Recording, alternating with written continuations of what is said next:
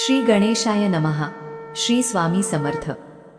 जर तुम्ही उद्या सकाळी फक्त एक छोटासा उपाय केला तर घरातील येणाऱ्या सर्व अडचणी थांबतील, पैशाची कमतरता कमी होईल आणि सगळ्यात महत्त्वाचं म्हणजे घरात समाधान, शांतता आणि आनंद टिकायला सुरुवात होईल.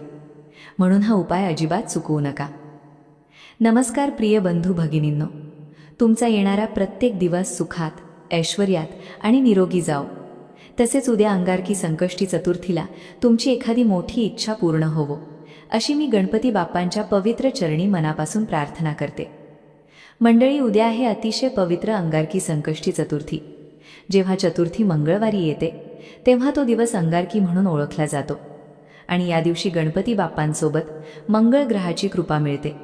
म्हणजे बघा, एकाच दिवशी दोन शक्तींचा आशीर्वाद मिळतो. म्हणूनच या दिवसाचं महत्त्व खूप मोठं आहे. धार्मिक मान्यतेनुसार असं सांगितलं जातं की एका अंगारकी चतुर्थीचं व्रत केल्याने संपूर्ण वर्षभरातील संकष्टीचं पुण्य मिळतं. आता तुम्हीच विचार करा, एका दिवसात इतकं मोठं फळ मिळत असेल तर हा दिवस किती महत्त्वाचा आहे. आणि म्हणूनच या दिवशी केलेले छोटे छोटे उपायसुद्धा खूप प्रभावी ठरतात. कारण या दिवशी गणपती तत्व खूप सक्रिय असतं. आपण जे काही करतो त्याचं फळ लवकर मिळतं. ही माहिती तुम्हाला कुठेही सहज मिळणार नाही, पण समजून घ्या, हा दिवस साधा नाहीये.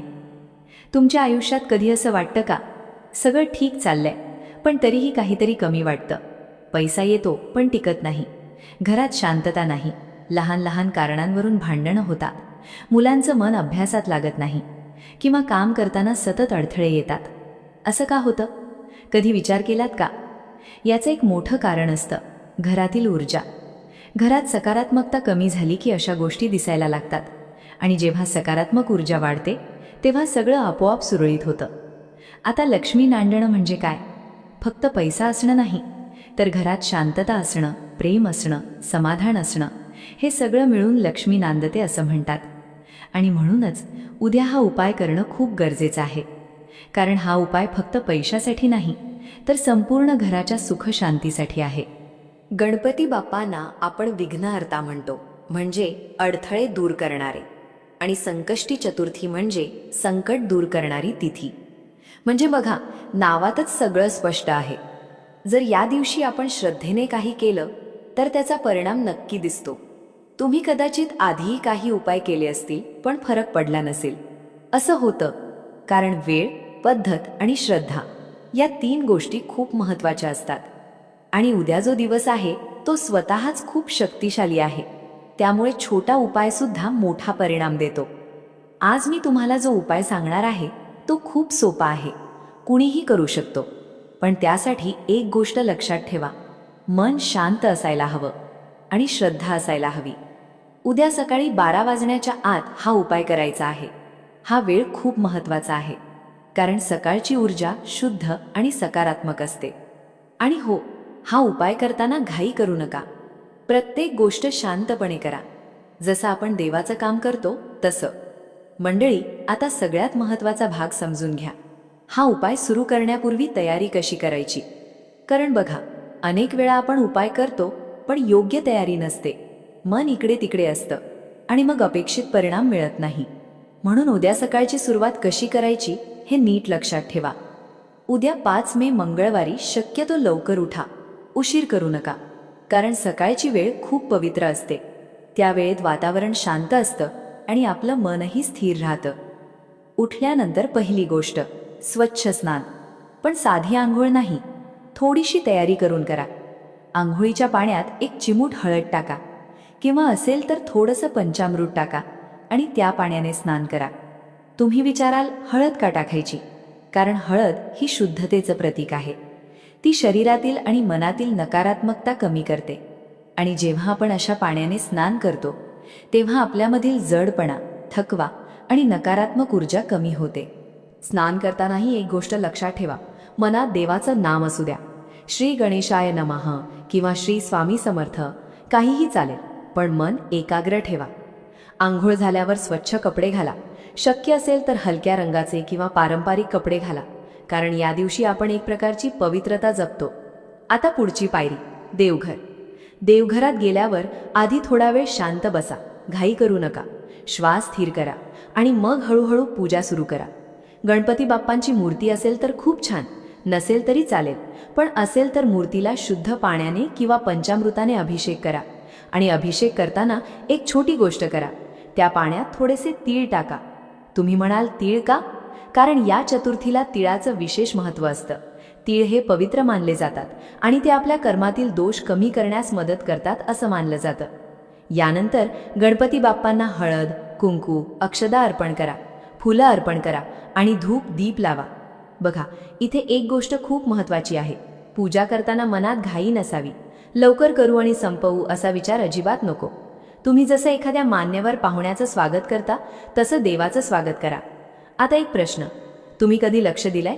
काही वेळा आपण पूजा करतो पण मन दुसरीकडे असतं, मग त्या पूजेचा फायदा कमी होतो.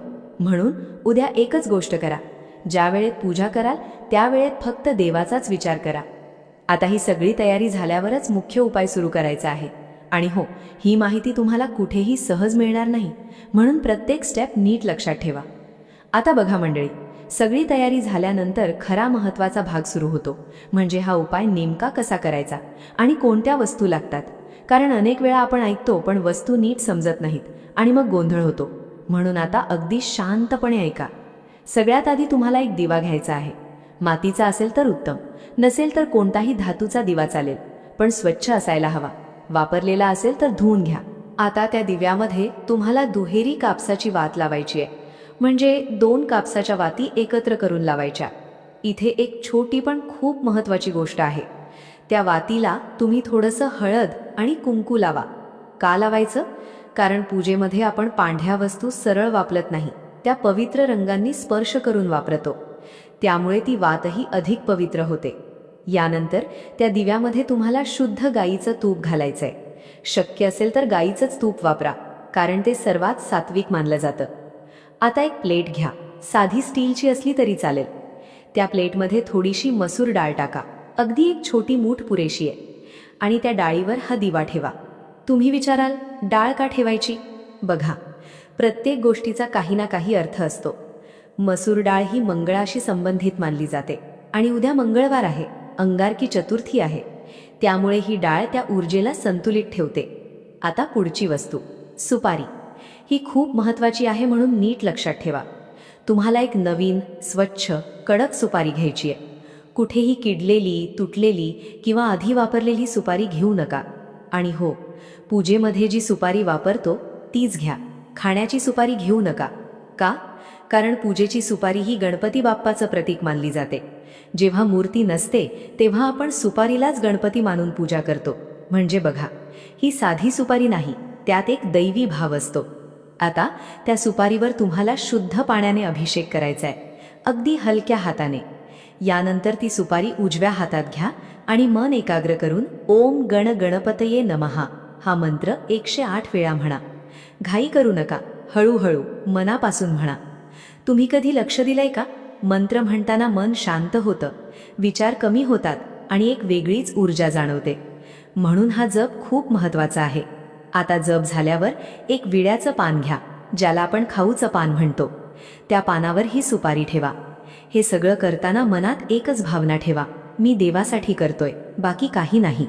मंडळी, इथपर्यंत सगळं झालं आणि हा भाग खूप महत्त्वाचा आहे, कारण इथूनच त्या सुपारीमध्ये ऊर्जा निर्माण होते. ही माहिती तुम्हाला कुठेही सहज मिळणार नाही, म्हणून प्रत्येक गोष्ट लक्षात ठेवा.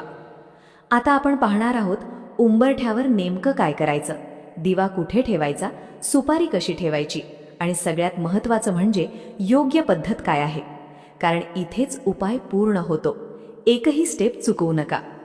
आता मंडळी, इथून पुढे सगळ्यात महत्त्वाचा टप्पा सुरू होतो, म्हणजे हा उपाय उंबरठ्यावर कसा करायचा. कारण बघा, आपण आतपर्यंत जे काही केलं ते सगळं तयारी होती, पण खरा परिणाम इथे मिळतो. म्हणून एकही गोष्ट चुकवू नका. सगळ्यात आधी तुम्हाला एक तांब्याचा कलश घ्यायचा आहे. नसेल तर कोणतंही स्वच्छ भांडं चालेल. त्यामध्ये शुद्ध पिण्याचं पाणी घ्या आणि त्यात थोडीशी हळद टाका. आता हे पाणी घेऊन तुम्हाला तुमच्या घराच्या मुख्य दरवाजाबाहेर जायचं आहे, उंबरठ्याजवळ. आणि त्या उंबरठ्याच्या बाहेरच्या बाजूला हे हळदीचं पाणी हलकसं शिंपडायचं आहे. का करायचं आहे? कारण बघा, आपल्याला दिसत नाही, पण घराच्या बाहेर अनेक प्रकारची ऊर्जा असते. काही चांगली, काही नकारात्मक. आणि आपण हे पाणी शिंपडतो तेव्हा एक प्रकारे संरक्षण तयार होतं, म्हणजे जे काही वाईट आहे ते घरात येत नाही. यानंतर एक स्वच्छ कापड घ्या आणि उंबरठा हलकासा पुसून घ्या, म्हणजे जागा स्वच्छ आणि नीट होते. आता जो दिवा आपण तयार केला होता तो घेऊन या.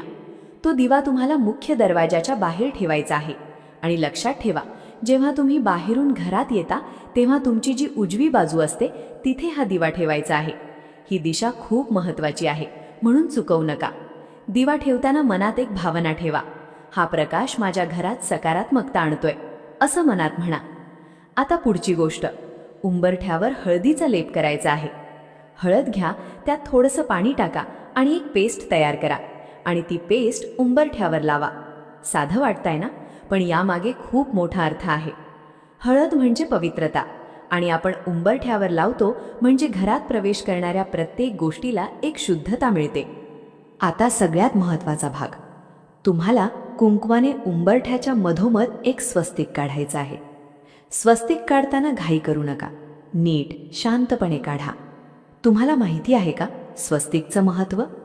स्वस्तिक म्हणजे शुभता, 4 दिशांमधून येणारी सकारात्मक ऊर्जा आणि संरक्षण. म्हणून प्रत्येक पूजेमध्ये स्वस्तिक काढलं जातं.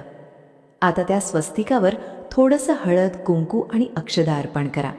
आणि आता जी सुपारी आपण तयार केली होती, विड्याच्या पानावर ठेवलेली, ती सुपारी त्या स्वस्तिकाच्या मधोमध ठेवा.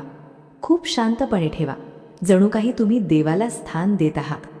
यानंतर त्या सुपारीवर पुन्हा हळद कुंकू लावा, एक फूल अर्पण करा आणि आता दोन्ही हात जोडून तिथेच उभं राहून गणपती बाप्पाचं नामस्मरण करा. गणपती बाप्पा, माझ्या घराचं रक्षण करा, आमच्या आयुष्यातील अडचणी दूर करा, आमच्यावर कृपा करा, असं मनापासून बोला. बघा, शब्द मोठे असण्याची गरज नाही, भावना खरी असायला हवी. आणि ही सुपारी तशीच दिवसभर उंबरठ्यावर राहू द्या. काहीही हलवू नका, स्पर्श करू नका. मंडळी, इथेच उपाय पूर्ण झाल्यासारखा वाटतो, पण अजून एक महत्त्वाचा भाग बाकी आहे. कारण संध्याकाळी काय करायचं आणि त्यानंतर हा उपाय कसा पूर्ण करायचा हे खूप महत्त्वाचं आहे. मंडळी, आता संध्याकाळचा भाग खूप महत्त्वाचा आहे. अनेक जण इथेच चूक करतात. सकाळी सगळं नीट करतात, पण संध्याकाळी पुढची पायरी विसरतात आणि मग पूर्ण परिणाम मिळत नाही. म्हणून आता हा भाग नीट लक्षात ठेवा. सकाळपासून जी सुपारी आपण उंबरठ्यावर ठेवली होती ती तशीच दिवसभर राहू द्या. मध्ये मध्ये हलवू नका, कोणालाही स्पर्श करू देऊ नका. जसं आपण देवाचं स्थान ठेवतो तसंच तिचं महत्त्व समजा. आता संध्याकाळी साधारण 5 वाजल्यानंतर तुम्हाला पुढची प्रक्रिया करायची आहे. एक स्वच्छ लाल रंगाचा कपडा घ्या. अगदी छोटा असला तरी चालेल, पण स्वच्छ आणि नवीन असेल तर उत्तम. आता त्या कपड्यात ही सुपारी ठेवायची आहे, खूप आदराने, घाईघाईत नाही. आणि मग त्या पोटलीची एक छोटीशी पोटली तयार करा, व्यवस्थित बांधा. बघा, ही फक्त पोटली नाहीये, ही एक प्रकारे आपण केलेल्या पूर्ण उपायाची ऊर्जा आहे. आता ही पोटली कुठे ठेवायची? तुमच्या घराच्या मुख्य प्रवेशद्वाराजवळ, वरती किंवा साईडला, जिथे सुरक्षितपणे ठेवता येईल तिथे ठेवा. जर तुमच्याकडे सेफ्टी डोर असेल तर तिथेही बांधू शकता. आता तुम्ही विचाराल, हे का करायचं? बघा, सकाळी आपण सुपारीला मंत्राने जागृत केलं, पूजेमुळे ती पवित्र केली आणि उंबरठ्यावर ठेवल्यामुळे तिने घराचं रक्षण केलं. आता संध्याकाळी ती पोटली करून दरवाजाजवळ ठेवली, म्हणजे ती कायमस्वरूपी एक संरक्षणासारखी काम करते. म्हणजे बाहेरून जे काही नकारात्मक आहे, वाईट विचार, वाईट नजरा, त्या सगळ्यांचा परिणाम घरात येत नाही. तुम्ही स्वतः अनुभवलं असेल, काही वेळा घरात काहीच कारण नसताना तणाव येतो, मन अस्वस्थ होतं किंवा अचानक अडचणी वाढतात. असं का होतं? कारण बाहेरून येणाऱ्या ऊर्जा आणि आपल्या घराचं संरक्षण कमी असतं. आणि म्हणून हा उपाय इतका प्रभावी आहे. आता आणखी एक गोष्ट, उद्या प्रत्येकाने आपल्या मुख्य दरवाजावर कुंकवाने स्वस्तिक नक्की काढा. हा छोटासा उपाय आहे, पण खूप मोठा परिणाम देतो. म्हणून सकाळी आणि शक्य असेल तर संध्याकाळी सुद्धा स्वस्तिक काढा. आता ही सगळी प्रक्रिया झाल्यानंतर तुम्ही पुन्हा देवघरात जा. गणपती बाप्पांसमोर शांतपणे बसा आणि 3 वेळा गणपती अथर्वशीर्ष म्हणा. शक्य असेल तर मोठ्या आवाजात म्हणा. तुम्हाला माहिती आहे का, मोठ्या आवाजात म्हटलं की त्या शब्दांची स्पंदनं घरभर पसरतात, घरातील प्रत्येक कोपरा पवित्र होतो. यानंतर एकदा संकटनाशक स्तोत्र म्हणा आणि शेवटी सुख करता दुःख हरता ही आरती करा. आणि शेवटी पुन्हा एकदा मनापासून प्रार्थना करा, बाप्पा, आमच्या घरात सुख शांती ठेवा, अडचणी दूर करा. मंडळी, इथे हा उपाय पूर्ण होतो, पण अजून काही छोटे छोटे उपाय आहेत जे तुम्ही उद्या केलात तर परिणाम अजून चांगला मिळतो. पुढच्या भागात मी तुम्हाला ते सगळे पूरक उपाय सविस्तर सांगणार आहे. मुलांसाठी, पैशासाठी आणि घराच्या प्रगतीसाठी एकही गोष्ट चुकवू नका. मंडळी, आता शेवटचा पण खूप महत्त्वाचा भाग समजून घ्या. अनेक जण मुख्य उपाय करतात, पण हे छोटे छोटे पूरक उपाय सोडून देतात आणि इथेच फरक पडतो, कारण हेच उपाय तुमच्या आयुष्यात अजून वेगाने बदल घडवतात. म्हणून उद्या वेळ मिळेल तसंही नक्की करा. सगळ्यात आधी गोसेवा. बघा, आपल्या संस्कृतीत गायीला खूप महत्त्व दिलं गेलंय आणि अंगारकी चतुर्थीच्या दिवशी गायीची सेवा केली तर त्याचं फळ खूप मोठं मिळतं. जर तुमच्या घराजवळ गाय असेल तर तिच्याकडे जा, तिच्या कपाळावर हलकंसं हळद कुंकू लावा, तिच्या पायावर थोडंसं पाणी ओता आणि मग एक चपाती घ्या. त्या चपातीवर एक छोटासा गुळाचा खडा ठेवा आणि ती चपाती गायीला खाऊ घाला. तुम्ही विचाराल, इतकं साधं? हो, पण यामागे खूप मोठा अर्थ आहे. असं मानलं जातं की या दिवशी गायीला गुळ चपाती दिली तर 33 कोटी देवतांचा आशीर्वाद मिळतो. आता दुसरी गोष्ट, मुलांसाठी. तुमच्या मुलांना अभ्यासात लक्ष लागत नाही का? पटकन विसरतात का? किंवा वारंवार आजारी पडतात का? असं असेल तर उद्या मुलांच्या हातून गायीला हिरवा चारा खाऊ घाला. हे खूप सोपं आहे, पण परिणाम खूप चांगला दिसतो. मुलांचं मन स्थिर होतं, त्यांची ऊर्जा सकारात्मक होते. आणि जर गायीला चारा देणं शक्य नसेल तर दुसरा पर्याय आहे. एक मूठभर हिरवे मूग घ्या आणि गणपतीच्या मंदिरात जा. ते मूग बाप्पांना अर्पण करा. तिथे थोडा वेळ बसा आणि एकदा गणपती अथर्व शीर्ष म्हणा आणि मनातल्या समस्या सांगा. बघा, हे करताना कोणाला दाखवायचं नाही, फक्त मनापासून करायचं. आता व्यवसाय किंवा नोकरीसाठी. तुमच्या कामात अडथळे येतात का? पैसा मिळत नाही का? मेहनत होते पण परिणाम दिसत नाही का? असं असेल तर उद्या एक छोटा उपाय करा. शक्य असेल तर हत्तीला हिरवा चारा खाऊ घाला. नाही जमलं तर गणपती मंदिरात मूग अर्पण करा. हा उपाय कामात गती आणतो. आता एक खूप छोटा पण प्रभावी उपाय मुलांसाठी आणि घरासाठी. एका ग्लासमध्ये स्वच्छ पाणी घ्या. उजव्या हाताची अनामिका बोट त्या पाण्यात ठेवा आणि 11 वेळा ओम गण गणपते नमः म्हणा. यानंतर ते पाणी मुलांना पाजायचं किंवा तुम्हीही पिऊ शकता. यामुळे काय होतं, पाण्यावर मंत्राची ऊर्जा येते आणि जेव्हा आपण ते पितो तेव्हा ती ऊर्जा आपल्या शरीरात जाते, मन शांत होतं आणि बुद्धी तल्लख होते. मंडळी, हे सगळे उपाय खूप सोपे आहेत, पण परिणाम मोठा आहे. फक्त एक गोष्ट लक्षात ठेवा, श्रद्धा आणि सातत्य. उद्या 5 मे मंगळवार, अंगारकी संकष्टी चतुर्थी. हा दिवस वाया जाऊ देऊ नका. हा एक दिवस तुमच्या आयुष्यात बदल घडवू शकतो. आणि म्हणून मी पुन्हा सांगते, ही माहिती तुम्हाला कुठेही सहज मिळणार नाही, म्हणून एकही गोष्ट सोडू नका. व्हिडिओ तुम्हाला आवडला असेल तर लाईक नक्की करा, आपल्या जवळच्या लोकांपर्यंत शेअर करा आणि चॅनलला सबस्क्राईब करायला विसरू नका. तुमचा एक कमेंट देखील खूप महत्त्वाचा आहे. श्री गणेशाय नमः असा कमेंट नक्की करा. चला तर मग भेटूया पुढच्या व्हिडिओमध्ये. तोपर्यंत सर्वांना श्री स्वामी समर्थ.